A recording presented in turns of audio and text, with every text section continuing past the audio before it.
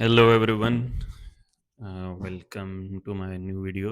सो आज का टॉपिक है जनरलाइजेशन और we can say stereotyping. So आज हम बात करेंगे क्या है जनरलाइजेशन, क्या उसके क्लासिफिकेशंस हैं, why is it important to remind oneself कि इसके नेगेटिव इफ़ेक्ट्स क्या हो सकते हैं and how it hinders the critical thinking. So let's start.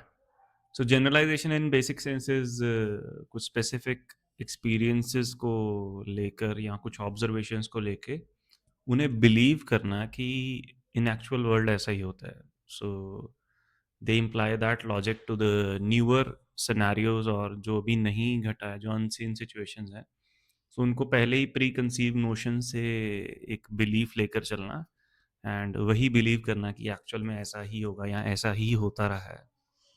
So then what happens?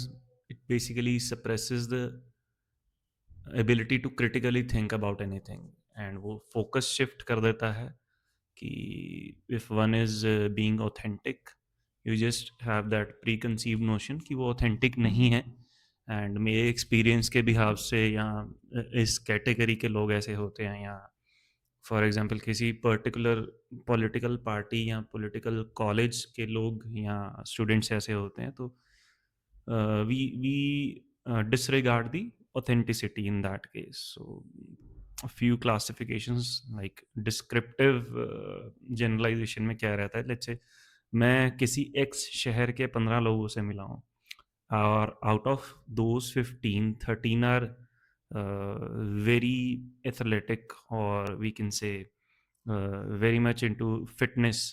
So I jump into the conclusion कि शहर X के लोग फिट ही होते हैं जनरली। सो जब भी मैं कहीं जहाँ बाहर जाता हूँ तो मैं बोलता हूँ कि यार एक्स स्टेट का एक वाई शहर है जहाँ के लोग फिट ही होते हैं। सो ऑल इन ऑल एक जनरल मैंने नोशन ले लिया, बट बाकियों को डिसरिगार्ड कर दिया जहाँ पे बाकी वेरिएबल्स या बाकी पॉसिबिलिटीज भी हो सकती हैं। फॉर एग्जांपल अभी न्यूज़ में काफ़ी टाइम से चला था कि जेएनयू के स्टूडेंट्स के बारे में एक नेगेटिव इमेज बनाकर रखी हुई है। व्हेनेवर समवन सेज जेएनयू के स्टूडेंट्स, तो टिपिकल राइट विंगर्स और कुछ स्पेसिफिक सोच रखने वाले लोग उनको एक गलत वे में एक डिपिक्ट करते हैं।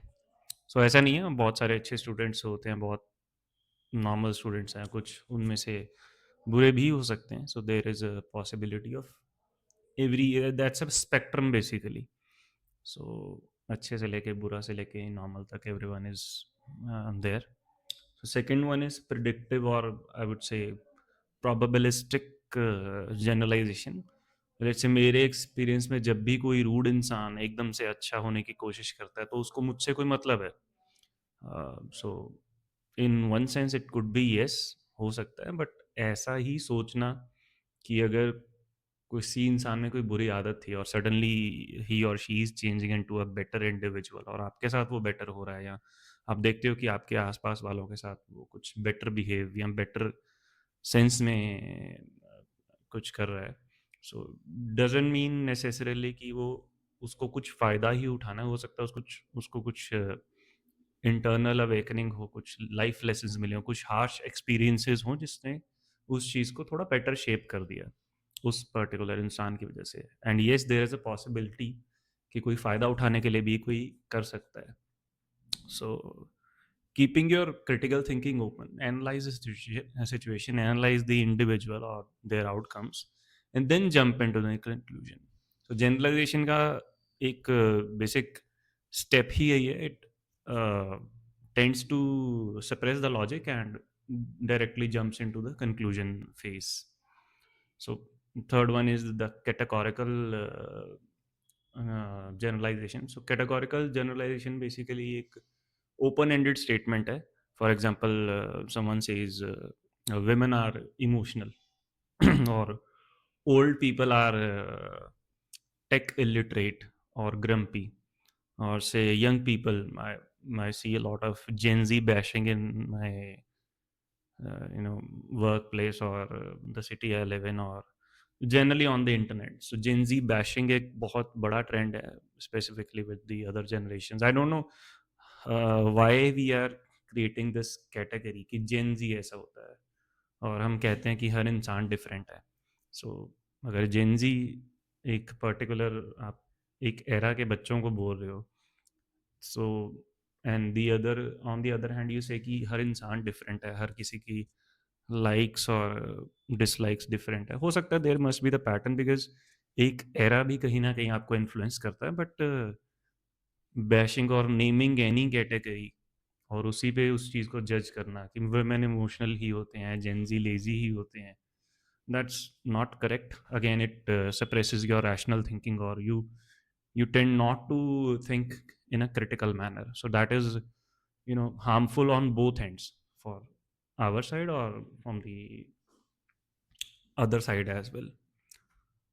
So basically, this generalization speeds up the decisions, but at the cost of accuracy. वो लर्निंग ब्लॉक करता है, एक्यूरेट नहीं होता आपका डेटा, या आई वुड से रैशनल या लॉजिकल, उसके पीछे जो रीजनिंग होती है वो बहुत ही शैलो होती है। You do not tend to deep dive into that. So again कोई काउंटर एग्जांपल देगा आपको, लेट्स से आप किसी एक्स चीज़ में बिलीव करते हो कि मैं ये बिलीव करता हूँ कि इस सदी में ऐसा हुआ था जिसकी वजह से ये आउटकम आया है। So when someone tries to counter question you, और उसके पास कुछ फैक्ट्स हैं, and you completely deny those facts without even listening, or you are just hearing it out just to reply back कि आप गलत हो। So that again is a blocker towards learning new facts or exploring world for yourself. So example, someone says मैं X बाबा को या Y देवता को या Z किसी पर्टिकुलर गॉड को मानता हूँ। सो when someone questions about their upbringing, या आप किस लोकेशन में थे, वहाँ के लोग क्या उस चीज़ को पहले से मानते आए हैं, या उन्होंने सवाल पूछ के या कुछ एनालाइज करके, या एटलीस्ट खोज के कुछ माना, तो their answers would be very shallow, और समटाइम्स इट हैपन्स कि वो मेजॉरिटी एक ट्रेंड फॉलो कर रही थी। For example, I have scene people, so I do not comment generally on any religion or any personal space, but I have seen people following the rituals which were being followed in South India. So within this globalization of films और I would say media, वो north में भी follow होने लगी, और जो north में कुछ होती थी वो डेक्कन रीजन में भी फॉलो होने लगी हैं। और फॉर एग्जांपल जो बंगाल के कुछ रिचुअल्स थे वो नॉर्थ और साउथ में फॉलो हो रहे हैं, and so on, not naming it any particular region, but yes I have seen patterns जो 20 साल पहले एग्जिस्ट नहीं करते थे, अब रिचुअल के नाम पे उनको भी इंक्लूड किया जाता है अपने day in day out cultural और रिचुअल एक्टिविटीज में। सो देन रैशनल और लॉजिकल आंसर्स आपको नहीं मिलते वहाँ पे, एंड अगर कोई एटलीस्ट कुछ ऐसा इंडिविजुअल है जो उस चीज़ को सोचना चाहता है, और आप उससे एक लॉजिकल क्वेश्चन पूछते हो कि यार ये तो पहले नहीं होता था, बट आप कह रहे हो बहुत पुरानी रिचुअल है, बट आपके घर में ये 10 साल पहले नहीं होता था, देन जैसे कि मैंने तो ऐसा कभी सोचा ही नहीं, और मैंने कभी पूछा ही नहीं घर वालों से या कुछ ऐसा। So that answers this the need of this topic basically. So in the end, I would like to summarize like reminding oneself on generalization. So आप थिंक थ्रू कर पाओ, आप रिमाइंड कराते रहो अपने आप को कि या मैं कंक्लूजन पे जा रहा हूँ, कहीं ये एक प्री कंसीव नोशन की वजह से तो नहीं होने जा रहा, am I asking enough questions to that, और मेरा रीज़न लॉजिकल तो है एटलीस्ट, या अगर मुझे कंक्लूजन नहीं भी मिल पाया, क्या मैंने उसको सोचा है, या I am just following the trend, और just creating an echo chamber, और consuming what the other side wants me to feed. So ऐसा कुछ हो, always question your choices and try to find why in them. So life better और sorted रहती है जब आप एक्चुअल में आप किसी चीज़ के बारे में सोच के समझ के डिसीजन लेते हैं, rather than having preconceived notion और just going with the flow. So our brain loves this generalization or any stereotyping. So why brain loves the generalization? It basically resists to think. Brain tends to save a lot of thinking energy.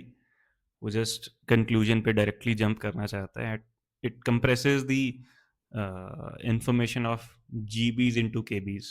So that's why we directly jump to the conclusion. और अगर कोई बुरी आदत हो तो हमें वो जल्दी पकड़ में ले लेता है इंसान. रादर अच्छी आदत जिसका एक डेफिनेट बट लेटर स्टेज में उसका रिजल्ट मिलने वाला है. So it allows quick decision in the dangerous on or uncertain situations. So that's why brain tends not to question, rather to follow the trend or the mainstream. So that is it for today. Thank you so much, everyone. Have a great one.